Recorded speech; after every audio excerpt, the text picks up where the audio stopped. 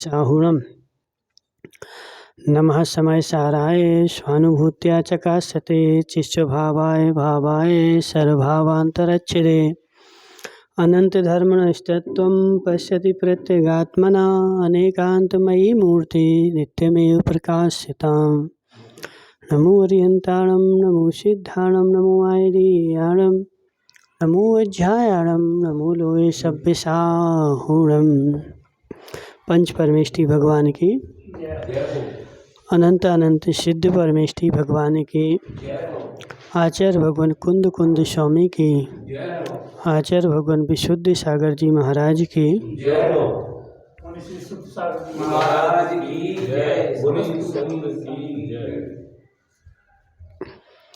यहाँ पे अपनी चर्चा चल रही थी दोष निवारणी दृष्टि के बारे में। तो यहाँ पर आचार्य ने बताया है कि जितने भी दोष हैं वो सब हमारी दृष्टि में है, ठीक है ना। और दृष्टि में होने के कारण वो अपन को वस्तु में लगते हैं और अपन उस वस्तु में सुधार करते रहते हैं और अनंत काल अपना निकल जाता है। यदि दृष्टि में सुधार करें तो वस्तु में तुम्हें दोष दिखेंगे ही नहीं। एक बार ऐसी घटना घटी कि एक महाराज थे तो उनके खूब अंतराय हो रहे थे। तो अंतराय हो रहे थे तो क्या होता था कि शोधने वाले भी गए और उन्होंने खूब शोधन किया और वो लेंस ले गए। लेंस आता ना एक, हाँ, जिसको लगाओगे तो बड़ा बड़ा दिख जाता है, बारीक चीज़ जो रहती है वो बड़ी बड़ी दिख जाती। तो वो लेंस ऐसा कांच लगा करके देखा तो शोधने वाले ने क्या देखा कि अरे जिसमें देखो उसी में बाल हैं। उसको हर चीज़ में बाल दिखे। शोधने वाले को दाल मंगाई, अरे बाल है हटा उसको। सब्जी मंगाई, बाल है हटा उसको। पापड़ मंगा, बाल है हटा उसको। तो उस लेंस से जैसे ही देख रहा है तो हर चीज़ में उसको बाल ही बाल दिख रहे हैं। अब बाद में चिंतन किया लोगों ने कि यार का बात क्या है, ऐसा क्यों हो रहा है। तो फिर जब शोधबीन करी गई तो जिस लेंस से वो शोध रहा था ना उसी में बाल लगा था, ठीक है। उस लेंस के नीचे जो है वो बाल चिपका था छोटा सा। तो बाल चिपकने से क्या था कि जिसमें देखो बाल है उसमें देखो बाल है। तो हर चीज़ में उसको क्या हो रहा था कि बाल दिख रहा था। अब ये स्थिति क्या बनी कि देखो बाल तो जो था वो तुम्हारे लेंस में ही लगा था और तुम उस बाल को जिसमें लगाते थे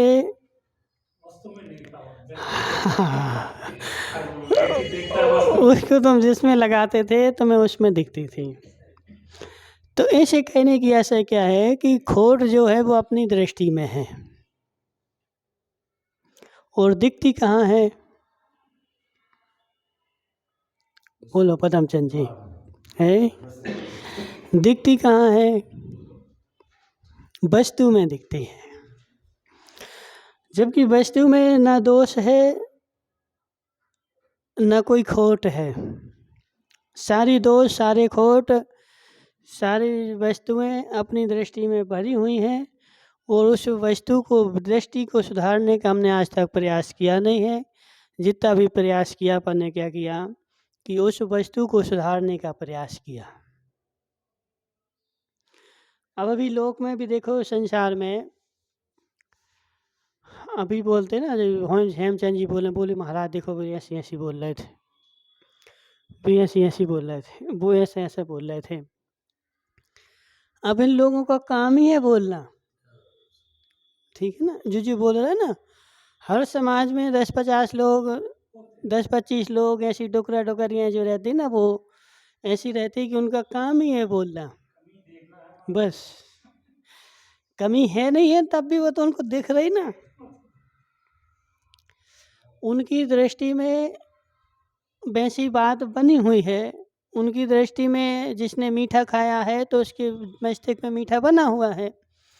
अब लोगों की दृष्टि में ऐसा बना हुआ है कि महाराज माता जी जो हों वो हमारे अनुसार चलें, हम कहें यहाँ बैठ जाओ तो यहाँ बैठ जाएं, हम कहें तो उठ जाओ तो उठ जाएं, हम कहें कि हमारे घर चलो तो हमारे घर चले जाएं, हम कहें कि हमारा विधान हो रहा तो विधान में चलो तो विधान में चले जाएं। नहीं नहीं, हमारी बात तो सुनो, अभी अभी तुम्हें पता नहीं है, बहुत सारे लोग हमारे पास सब खबर आ जाती है कौन कहाँ क्या चर्चा कर रहा है, ठीक है ना। तो चर्चा करने की आशय क्या है। नहीं नहीं, देखो हमारी बात सुनो, अभी हमारे पास खबर आई थी, बोले वहाँ डोकरियाँ ऐसी ऐसी चर्चा कर रही थी महाराज के बारे में। हमने कहा बेचारी डोकरियों का नरक गति क्या बंद हो गया, ठीक है ना। तो तुम देखो सोने के भी बन के आ जाओगे तब भी उनको दोषी दिखेंगे, कुछ भी करो तो, ठीक है ना। अब एक आदमी वहाँ से दौड़ता दौड़ता चला आ रहा है, महाराज महाराज महाराज, अब तुम उतने दौड़ से दौड़ते चले आ रहे हैं, हमें रोकेंगे तुम्हें 5 मिनट यहाँ खड़ा होना पड़ेगा। यदि तुम्हें दर्शन करने थे, तुम्हारा विवेक था कि महाराज आ रहे हैं, तो तुम पहले से खड़े होते ना।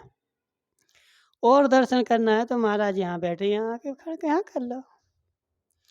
अब महाराज को तुम बीच रोड पे खड़ा करे रहो और तुम्हारे लिए महाराज बीच रोड पे खड़े रहे तो जी अच्छी बात है क्या, ठीक है। बस यदि देखो महाराज को क्या है कि जैसे तुम्हें यदि दर्शन करना है, बाजे बज रहे हैं और बाजे तो 1 किलोमीटर दूर से सुनाई दे रहा है ना, तो पहले से आगे खड़े हो जाते। अब यदि महाराज वहाँ खड़े नहीं हो, अरे महाराज तो देखो कितने अहंकारी हैं, खड़े नहीं हुए हमारे लिए, हमारे घर में नहीं गए, हमारा ऐसा नहीं किया।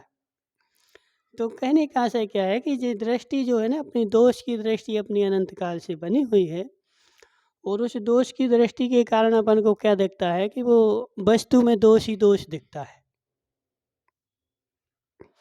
अब जो लोग देखो संजय भाई स्वाध्यायी लोग हैं, जो स्वाध्याय करते हैं, वो जब हमारे पास आते तो खुश होके जाते, बोले हाँ बहुत अच्छा है। तो कहने का आशय क्या है कि उनने आगम का ज्ञान किया ना, तो उनने आगम का ज्ञान किया कि वास्तविक रूप यही है कि महाराज अपने अनुसार चले, श्रावक के अनुसार नहीं चले। श्रावक के अनुसार महाराज चलें, और तुम लोगों ने क्या किया कि आज तक महाराज माता जियों को अपने अनुसार चलाया, ठीक है ना। नहीं देखो, अपने अनुसार चलाने की भावना क्या रहती है कि महाराज आए हैं, चलो एक मंदिर में चौका लगा दो और बनाने वाले आएंगे, बना के महाराज को खिलाते जाएंगे, महाराज की व्यवस्था चलती जाएगी। अपवाद नहीं है, सब गड़बड़ है। नहीं देखो, भक्ति दिखेगी तभी तो देखेंगे ना। देखो सुनो भाई, समस्या क्या है हेमचंद जी, समस्या क्या है कि जी बोलो कि भ्रष्टाचार मच गया है, ठीक है ना। यदि भ्रष्टाचार नहीं मचा हो और तुम शुद्ध हो तो तुम्हें रोज महाराज को पड़गा ले जाओ तो तुम्हें कोई समस्या नहीं है, ठीक है ना। लेकिन अपन ने तब भ्रष्टाचार मचा दिया है कि अपना पूरा खान पान रहन सहन मतलब आगम के विरोध ही हो गया सारा, क्योंकि श्रावक का भोजन और साधु का भोजन एक सा रहना चाहिए, ठीक है। आगम तो ऐसा बोलता है कि श्रावक का भोजन और साधु का भोजन एक सा होना चाहिए, जैसे साधु खाते ना ऐसे ही श्रावक का होना चाहिए। श्रावक यदि आगम के अनुसार उजाले में बना करके मर्यादा का और सब व्यवस्थित खाएगा, उसको क्या तकलीफ है बता। अब देखो भ्रष्टाचार इतना मच चुका है कि अब वो साधु आ जाएं, अब वो तो और जितनी बड़ी सिटी में चले जाओ उतना ज़्यादा भ्रष्टाचार, जितनी बड़ी सिटी में चले जाओ उतना ज़्यादा भ्रष्टाचार। तो इसको अपन देखो क्या है कि इसको अपन भक्ति नहीं कहेंगे, भ्रष्टाचार कहेंगे। भ्रष्टाचार इसलिए कहेंगे, अभी देखो बड़ी बड़ी जगह जाके देखो स्थिति ऐसी है कि साधु का चौका हो जाए, इसके लिए तरसते हैं लोग, तरस रहे, महीने महीने चौके लग रहे हैं। जब एक दिन हार हो रहा है, एक दिन हार हो रहा है और खूब चौके लगा रहे हैं, तो समस्या उस वहाँ पे सुविधा क्या है कि इतना भ्रष्टाचार नहीं मचा अभी, ठीक है ना। और जहाँ जितना भ्रष्टाचार मच गया उतनी ज़्यादा स्थिति खराब है। अब हम लोग तो जब घर में रहते थे तो घर वालों को कोई पता नहीं है, मंदिर गए और वहीं पड़गान हो रहा था, इच्छा हुई तो पड़गा लो, तो खड़े हो गए, पड़गा के ले आए। घर में कोई पता नहीं है कि आ रहा है कि नहीं आ रहा है, सारा व्यवस्थित ही ना, सब कुएं का पानी पीना है, सब मर्यादा का लेना है, जो बना है वो सब कपड़े सोले के पहन के बना है। जो घर में बनता था ना भोजन, तो सोले के कपड़े पहन के ही बनता था, बस कोई अशुद्धता का काम है। अब देखो, महिला जैसे सुबह भोजन बनाने जाएगी तो मंदिर से जैसे महिलाएं आई, अब वो मंदिर के कपड़े तो पहनते नहीं, वो पहन के बनाएगी नहीं, तो मंदिर के कपड़े पहने तो ये धोती अपने के कपड़े अलग रखे हुए, तो वही आन के और वो बनाएंगे। तो कहने का आशय क्या है कि जितना जितना भ्रष्टाचार होगा उतना उतना कमियां होंगी, और जितना जितना भ्रष्टाचार होगा उतनी उतनी शिथिलता आएगी। और ये सारे दोष है ना, दोष निवारणी दृष्टि, तो ये सारे दोष जो है अपनी दृष्टि में हैं, और उस दृष्टि को अपन क्या करते हैं कि दूसरे में थोप देते हैं कि इतना दोष इनमें है, इतना दोष इनमें है, इतना दोष इनमें है।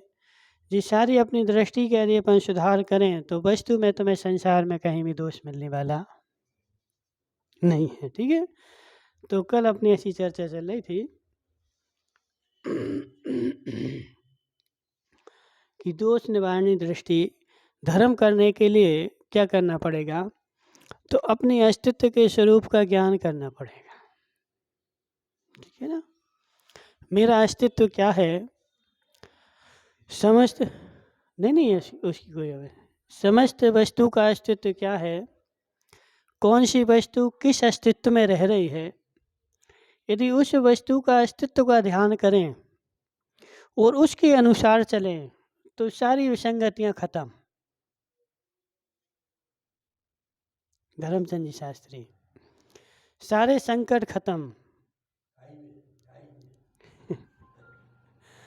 वस्तु व्यवस्था के अनुसार चलें, वस्तु जैसी है वैसा मान के चलें, सारे संकट खत्म।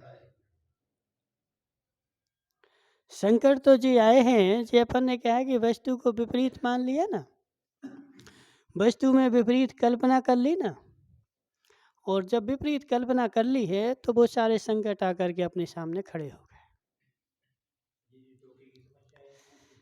सारी सारी देखो, अब चौके की व्यवस्था ऐसी है कि हमारे आचार्यों ने चौका लगाने का विधान कहा ही नहीं है,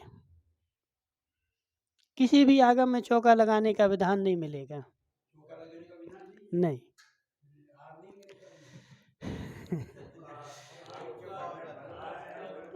सुनो हमारी बात, धर्मचंद जी शास्त्री, चौका लगाने का साधु आए तुम चौका लगाओ ऐसा किसी भी आचार्य ने लिखा नहीं है, ठीक है ना।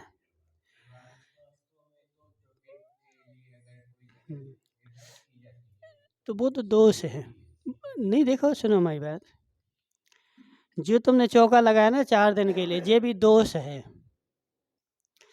चौके की व्यवस्था तो ऐसी है कि श्रावक अपना भोजन करता है और उस श्रावक जो भोजन करता है उसमें से साधु को दे देता है, ठीक है ना। तो आगम की व्यवस्था ऐसी है। अब बेचारे श्रावक खत्म हो गए, भोजन करते नहीं हैं, भ्रष्टाचार मचा लिया, अब साधु क्या करे, लोग आनी पड़ते हैं ना। तो देखो वो नहीं बोल रहा है, सुनो हमारी बात, ये विसंगतियाँ तुमने जो बोला ना कि ये विसंगतियाँ ऐसी आई, यदि श्रावक अपनी व्यवस्था के अनुसार, श्रावक अपनी आगम के अनुसार चले तो चौका लगाने की आवश्यकता नहीं। चौका तो लगा ही हुए, कभी भी साधु आ जाए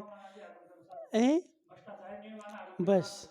तो वही बोला ना कि बस्ती को यदि अस्तित्व देखोगे, अपना अस्तित्व देखो, मैं श्रावक हूँ, मेरा कर्तव्य क्या है, मुझे खाना पीना क्या है, और तुम यदि वैसा खाते पीते हो, कोई टेंशन ही नहीं।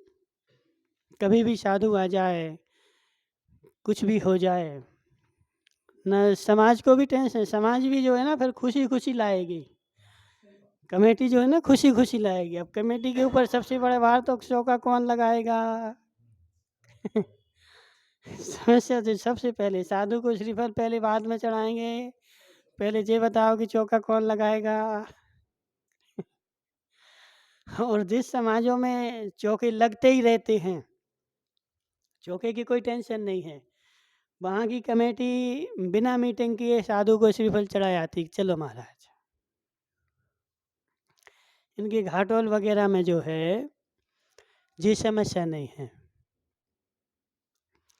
तो वहाँ पे देखो कि साधु वगैरह जो है लगभग साल में 6 से 8 महीने तो वहाँ रहते ही हैं। और जो साधु जाता है ना तो वो वहाँ रहना चाहता है, हमें ही रहें। तो सबसे सुविधा क्या है कि चौके वगैरह लगते रहते हैं, वो समस्या नहीं आती। तो आज के समय में सबसे बड़ी समस्या क्या है कि ने बोला ना धर्मचर्य शास्त्र में कि चौका नहीं लगा है तो साधु भूखा रहे। साधु भूखा नहीं रहे, तुम व्यवस्थित हो जाओ ना, तुम अपनी दिनचर्या व्यवस्थित कर लो। और जरूरी नहीं कि तुम साधु को मालपुआ को बना के खिलाओ, तो सादा भोजन खिलाओ ना। जो सादा भोजन तुम खाते हो वो सादा भोजन खिलाओगे तो साधु को भी खिलाओ, वैसे जैसा खाए तुमने वैसा खिलाओ। तो ये सारी विसंगतियाँ कहाँ से आई, ये सारे दोष कहाँ से आए कि अपन ने उस वस्तु व्यवस्था को तोड़ डाला है। ठीक है, तो ऐसे प्रत्येक क्षेत्र में देख लो कि अपन ने वस्तु व्यवस्था को ऐसा तोड़ डाला है, और तोड़ने के कारण अपन को वस्तु का अस्तित्व दिखता नहीं है, वस्तु में अपन को दोष ही दोष दिखते हैं। यदि अपनी दृष्टि सुधर जाए तो फिर वस्तु में दोष देखना बंद हो जाए और वस्तु में गुण ही गुण दिखना प्रारंभ हो जाए। संजय भाई, क्योंकि पर वो लिखा ना, परात्म निंदा प्रशंसे सद सदगुणोच्छादनोद भावनई च नीचई गोत्रस्य। जो पर में दोष दिख रहे हैं ना वो नीच गोत्र कर्म के बंध का असर है। जिसको पर में दोष ही दोष दिखते हो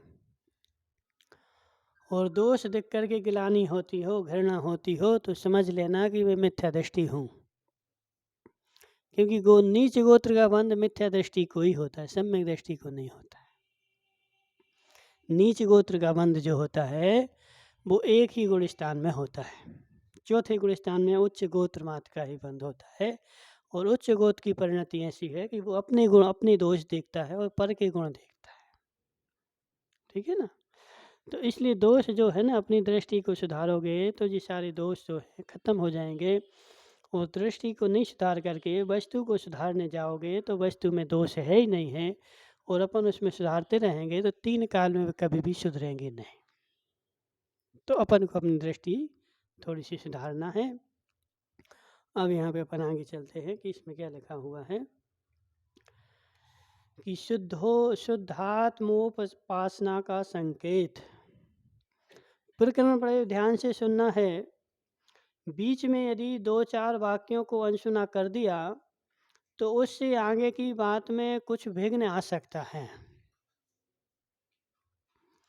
यदि बीच के 2-4 वाक्य भी तुमने अनसुने कर दिए, लेकिन अपने साथ तो होता ऐसा है कि अपन सुनने जाते हैं तो उतना सुनते हैं जितना जितना हमारे काम का रहता है। ये जितने जितना अपनी बुद्धि पचा पाती है, बुद्धि पे चढ़ पाता है, तो उतना तो सुनते हैं। और जितना जितना अपन पे नहीं पचता है उतना उतना अपन छोड़ आते हैं। बाजार में भी जाते हैं तो बाजार में से क्या क्या खरीद के लाते बताओ नितिन भाई, क्या क्या लाते खरीद के? हाँ, तो जो जो अपनी रुचि में होता है उतना उतना अपन खरीद के ले आते हैं, और जो रुचि में नहीं आता है वो नहीं खरीदते हैं। तो ऐसे अपन आगम में करते हैं कि जो अपने अपनी रुचि का होता है तो वो तो अपन खरीद लेते हैं, ले आते हैं। और जो अपने रुचि के अनुसार नहीं है उसको अपन छोड़ देते हैं, अरे ये तो खराब है इसको छोड़ो। तो ऐसा यदि आगम में करते हो तो ये तो तुम्हारी ठीक बात नहीं है। जिन वाणी का तो रुचि के अनुसार हो तब भी ग्रहण करना पड़ेगा, और रुचि के विपरीत हो तब भी ग्रहण करना पड़ेगा। मनफूलाल जी बोलो ना। जिन वाणी का तो एक एक शब्द ग्रहण करना पड़ेगा।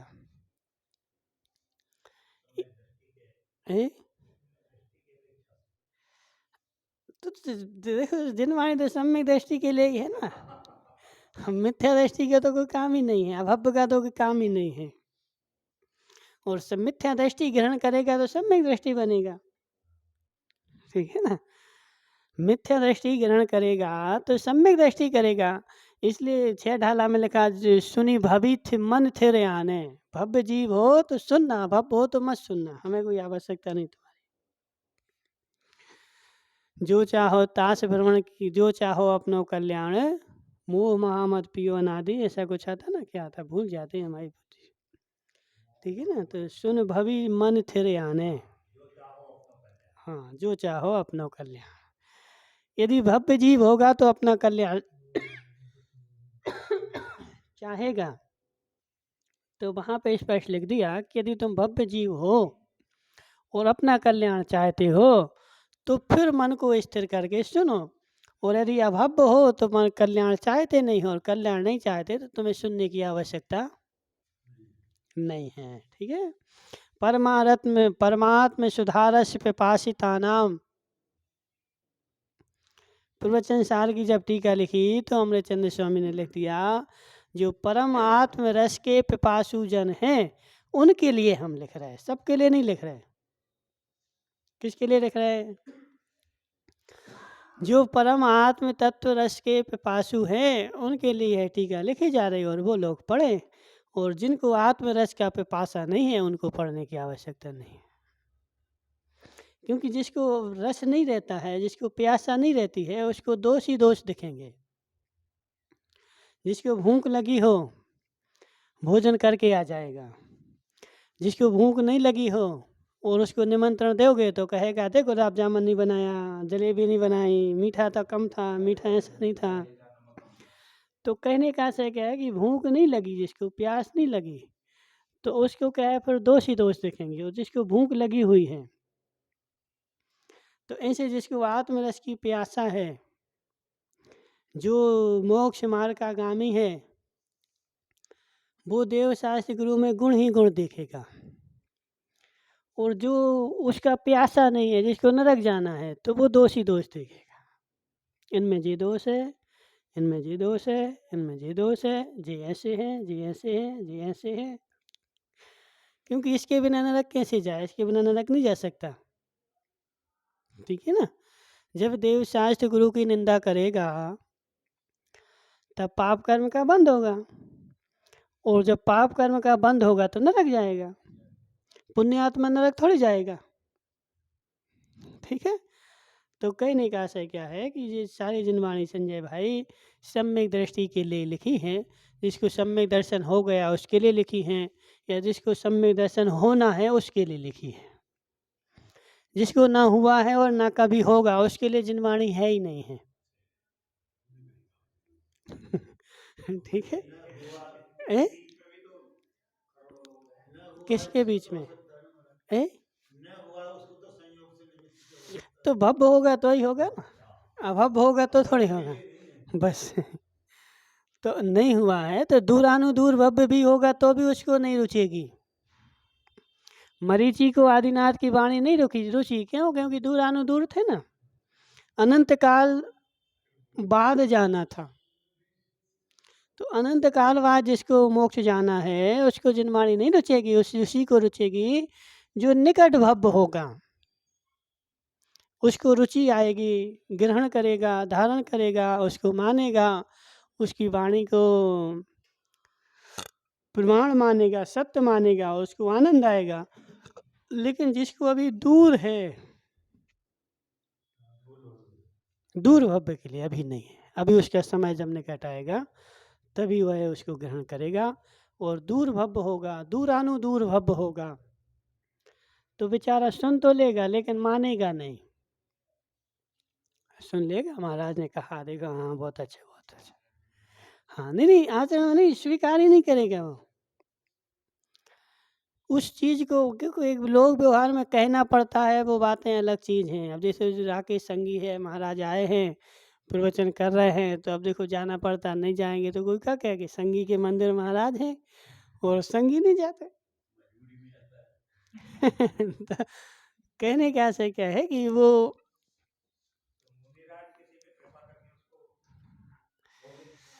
नहीं, मुनिराज के बस की नहीं भव्य बनाना, ठीक है ना? मुनिराज के बस की नहीं भव्य बनाना। मुनिराज का तो देखो ऐसा है कि करुण आगम का उपदेश दे दिया, यही कृपा है। बस हो सकता है, ठीक है, उपदेश दे दिया, हमारी तो यही कृपा है, यदि तुम्हारा योग्यता होगी तो तुम्हारा हो जाएगा। सूरज तो उग गया है, अब जिसके पास साधन होगा तो वो सूरज की उगे हुए में वो सोलर कुकर रख के रोटी बना लेगा। अब जिसके पास सोलर कुकर नहीं होगा तो वो क्या करेगा बेचारा, ठीक है ना? तो कहने का आशय क्या है कि सूरज जैसे निमित्त है, ऐसे मुनिराज भी तुम्हारे कल्याण में निमित्त है। यदि तुम्हारी होनहार अच्छी होगी तो तुम उस निमित्त को पा करके और अपना कल्याण कर लोगे, और तुम्हारी यदि होनहार खराब है तो उस निमित्त से तुम्हारा भी होने वाला नहीं है, ठीक है? तो ऐसे कितने अनंत जीव हैं, एक आध जीव नहीं, अनंत जीव हैं जिन्होंने क्या किया कि जिन वाणी ना सुनी है, ना समझी है, और ना समझते हैं, और ना सुनते हैं, ठीक है? तो यहाँ पे लिखा हुआ है कि यदि बीच का कुछ कुछ भी छोड़ दिया और कुछ कुछ ग्रहण कर लिया तो उससे तुम्हारा कल्याण नहीं होगा। कल्याण के लिए तो क्या करना पड़ेगा, पूरा का पूरा ग्रहण करना पड़ेगा। राकेश संगी समझ में आ रहा कि नहीं? क्या आ रहा बताओ? है तो बस, तो बीच बीच में आओगे तो कैसे समझ में आएगा? यदि रोज आओगे तो फिर पूरा समझ में आएगा, और बीच बीच में आओगे, आज चलो ग्राहक नहीं दुकान पे, चलो सुन लें, आज ग्राहक है आज नहीं सुनना, तो बीच बीच में सुनोगे तो काम नहीं होगा। इसलिए पूरा सुनना पड़ेगा, और पूरा सुनने के बाद पूरी श्रद्धा बनानी पड़ेगी, और पूरी श्रद्धा बनेगी तभी आत्मा में निर्मलता आएगी, भावों में निर्मलता आएगी, ठीक है? तो कुछ विघ्न उससे आगे की बात में कुछ विघ्न आ सकता है, समझ में बात क्या कही जा रही है कि जो अपने शुद्ध ज्ञान प्रकाश रूप में अपने को मानता है वह है बेकसूर, और जो अपने को नेता, प्रमुख, कार्यकर्ता किसी भी रूप में समझता है वह है अपराधी, है? हाँ, ठीक है ना? जो अपने आप में क्या मानता है, शुद्ध ज्ञान प्रकाश अपने आप को मानता है, वह तो है बेकसूर, और जो अपने आप को नेता हूँ, मैं प्रमुख हूँ, मैं कार्यकर्ता हूँ, मैं मंडी में आड़त की दुकान है, मैं ऐसा हूँ, तो ये सब आचार्य बोल रहा है कि वो सब हैं अपराधी। कर्ता भी मान रहे, और उसका अपने ऊपर पूरा भार आ गया ना कि मैं ऐसा हूँ। यदि उसने एक दृष्टि से माने तो कोई दिक्कत नहीं है, लेकिन उस चीज़ को अपने आप को पूर्ण दृष्टि से मान लिया ना। अब जैसे राकेश संघी है, बोले हम पत्रकार संघ के अध्यक्ष हैं, ठीक है ना? अब वो अध्यक्ष हैं, हम राकेश संघ के अध्यक्ष हैं, हम अध्यक्ष हैं, पत्रकार संघ के अध्यक्ष हैं, तो अब वो घर में भी जाके देवी से बोले देखो हम पत्रकार संघ के अध्यक्ष हैं, तो देवी उठाएगी डंडा और 4 फटकारेगी। ठीक है ना? तो तुम अध्यक्ष हो तो बाजार में बताओ ना, हमें थोड़ी अध्यक्ष बना रहे, सत्य है कि नहीं? तो कहने का आशय क्या है कि यदि तुम्हारी जो पोजीशन है, मंडी वाले हो तुम, कुछ भी हो, तो जब वो कार्य आए तब वो पोजीशन बनाना ना। यदि 24 घंटे उसको बना के चल रहा है तो वो क्या है कि गुनहगार हो गया, अपराधी है। उस चीज़ को 24 घंटे बना के नहीं चल रहा है, जहाँ जैसी स्थिति है, जहाँ जैसी अवस्था है, जहाँ अपन स्थान पे बैठे हैं, उस स्थान के अनुसार अपन को बनना है। तो उसी ज्ञान स्वरूप में ही तो बनाया ना, बाहर से थोड़ी कुछ बनाया। बाहर से जैसे बने बनाए आए थे वैसे ही हो। बाहर में तो शरीर जैसे माँ के पेट से निकला था वैसे ही है, अब उस ज्ञान स्वरूप में वो बनाता रहता है, मैं ऐसा हूँ, मैं ऐसा हूँ, मैं ऐसा हूँ, मैं ऐसा हूँ, मैं नवरत्न टोंगिया हूँ, मैं रेडीमेड संघ का अध्यक्ष हूँ। ठीक है ना? मैं थोक का व्यापारी हूँ। तो वो थोक के व्यापारी तुम कब हो? जब दुकान पे बैठे। ठीक है ना? अब मंदिर में आके सबसे बोलो हम थोक के कपड़े के थोक के व्यापारी हैं, होलसेल बेचते हैं, सारे रेडीमेड संघ के अध्यक्ष हैं। अभी एक आवाज़ लगाएँगे तो सब दुकानें बंद हो जाएँगी। तो मंदिर में आके ये चीज़ें बोलो तो फिर अच्छी लगेंगी क्या? ठीक है ना? तो वो चीज़ें क्या है कि वो चीज़ें जहाँ उसकी आवश्यकता है, तो ऐसे बहुत सारे लोग होते हैं। यदि देखो कोई आदमी बड़ा नेता बन जाए, वो तो उसके पूरे घर के लोग जो है ना आसमान में देख के घूमते हैं, नीचे तो देखते ही नहीं हैं। मंदिर में भी आएँगे, अभी देखना कोई बड़ा नेता जैसे मंदिर में भी आए, महाराज के पास भी आए, बढ़िया ऐसे बड़ा तौलिया-मौलिया डाल के ऐसे दे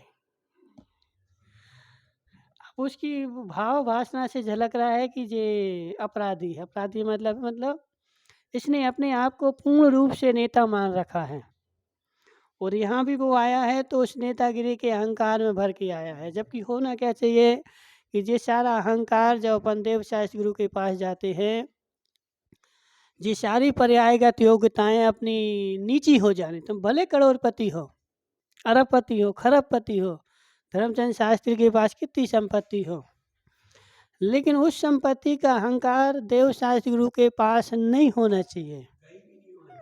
नहीं, घर में हो, तुम्हारे बाजार में हो, बात अलग चीज़ है। लेकिन देव शास्त्री गुरु के पास जब अपन जाते हैं तो एक सरलता पूर्वक ही जाना चाहिए। कोई बड़ा नेता चाहे भले प्रधानमंत्री बन जाओ। अभी हम यहाँ गए थे, मंदसौर वगैरह आए थे, मंदसौर के बाद यहाँ रतनगढ़ आए थे। रतनगढ़ में तहसीलदार जो था वो अपना जैन समाज की एक बच्ची थी, बच्ची मतलब वो 25-30 साल की होगी। उसने पीएससी निकाल करके और डायरेक्ट उसकी पोस्ट हो गई। वो अकेली आई और आकर के शाम बैठ गई शांति से। फिर बाद में जब लोग आए तो उन लोगों ने बोले महाराज जी यहाँ की तहसीलदार है। तो उसके बाद मतलब ऐसे संस्कार थे पूर्व उसकी घर के परिवार के, वरना और कोई होता हम तहसीलदार हैं, 4 पुलिस वालों को लेके आता, 4 और यहाँ की कमेटी को पहले फ़ोन करता हम आ रहे हैं। लेकिन नहीं, हम तो दर्शन करने जा रहे हैं ना, तो एक सामान्य रूप से आए और सामान्य रूप से उसने दर्शन कर लिए। तो होना यही चाहिए। ठीक है ना? अब तुम यदि अधिकारी बन गए और अधिकारी बनने के बाद अब 4 पुलिस वाले पहले आएँगे, साहब आ रहे हैं, साहब आ रहे हैं, महाराज के दर्शन करने आ रहे हैं। तो इसका मतलब है कि वो तुम्हारे अंदर में वो अहंकार भरा है। हैं? नहीं, घबराते मतलब नहीं है। एक वो संस्कार नहीं है तुम्हारे पास। एक वो तुम्हारे अंदर में तुमने अपने आप को नेता मान लिया है और नेता अब संजय भाई आए कि देखो हम अग्रवाल समाज के अध्यक्ष हैं, अध्यक्ष आ रहा है, 2-4 लोगों को पहले प्रशंसा करने वालों को भी साथ में लेके चले। नहीं, एक जहाँ जिस चीज़ की आवश्यकता है उस चीज़ को वहाँ करो और उस वस्तु स्वभाव को या उस पुण्य के उदय को अपने ऊपर थोप के नहीं रखो। तुम्हारा पुण्य का उदय है, अच्छी बात है, तुम्हारे पास पैसा है, तुम्हारी पोजीशन है, तुम्हारा कुछ भी है, ठीक बात है। लेकिन उस पुण्य के उदय को पुण्य का उदय मानो कि 1 मिनट में जा सकता है, त्रिकालिक नहीं है, शाश्वत नहीं है। पुण्य का उदय शाश्वत नहीं है। आज पुण्य का उदय है, हमारे पास सारी सुविधाएं हैं, सब कुछ है। यदि 1 मिनट में पाप का उदय आ जाए, टाइम नहीं लगेगा। जैसे बोलते ना कि जब आता है तो छप्पड़ फाड़ के आता है और जब जाता है तो नहीं नहीं, खूब सारे हैं। तो कहने का आशय अपन क्या बोल रहे हैं यहाँ पे, वस्तु व्यवस्था क्या चल रही है कि उसने अपने आप को वैसा ही मान लिया कि मैं ऐसा ही हूँ और सारी उसके क्रियाकलाप जो चल रहा है वैसा मान के चल रहा है। वस्तु का जो वास्तविक स्वरूप था वैसा मान के नहीं चल रहा है। यदि वस्तु का वास्तविक स्वरूप होगा, तुम करोड़पति, अरबपति, खरबपति रहे आओ, उसके पहले तुम जीव द्रव्य हो और जीव द्रव्य जो तुम्हारा है वो त्रिकालिक है, शाश्वत है। और जीव द्रव्य अपने आप को मानोगे तो अहंकार नहीं आएगा। नियम है हमारा, गारंटी है संजय भाई। जीव द्रव्य यदि तुम अपने आप को मानोगे तो अहंकार नहीं आएगा, घमंड नहीं आएगा। इसलिए नहीं आएगा ना कि यदि मैं जीव द्रव्य हूँ तो जीव द्रव्य तो बहुत सारे सभी हैं, बराबर है। जितना जीव द्रव्य मेरा है उतना ही सामने वाले का है। मेरे और मेरे जीव द्रव्य में और उसके जीव द्रव्य में कोई अंतर नहीं, कोई अंतर नहीं। जो अंतर है वो पर्याय में है, ठीक है ना। और जब बराबरी वाले चार आदमी बैठते तो अब तुम अहंकार किसको दिखा रहे बताओ। क्या नाम तुम्हारा? धर्मचंद जी शास्त्री, बताओ। अब धर्मचंद जी शास्त्री नए जूता लेके आए और अपनी कमेटी में बैठ गए। अब अपनी प्रशंसा कर रहा है, देखो हम नए जूते लाए, हम नए जूते लाए, हम नए जूते लाए। अब वो चार जने बैठे, वो बोले अरे हमारे पास चार जोड़ी पड़े हैं से। हाँ, अब बता, अब तुम्हें कैसा लगेगा? अब तुम अपने जूतों की प्रशंसा कर पाओगे क्या? बस,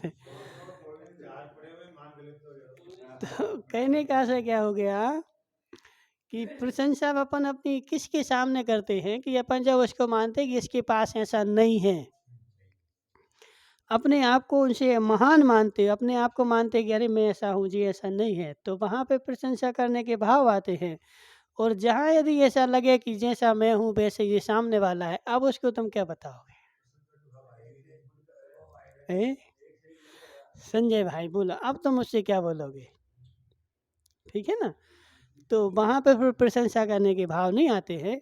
तो इसलिए जीव द्रव्य अपने आप को मानने का आशय क्या है कि अपने आप को जीव द्रव्य यदि अपने आप को मानोगे तो मैं जीव द्रव्य हूँ, ये भी जीव द्रव्य है, ये भी जीव द्रव्य है, सारे जीव द्रव्य हैं।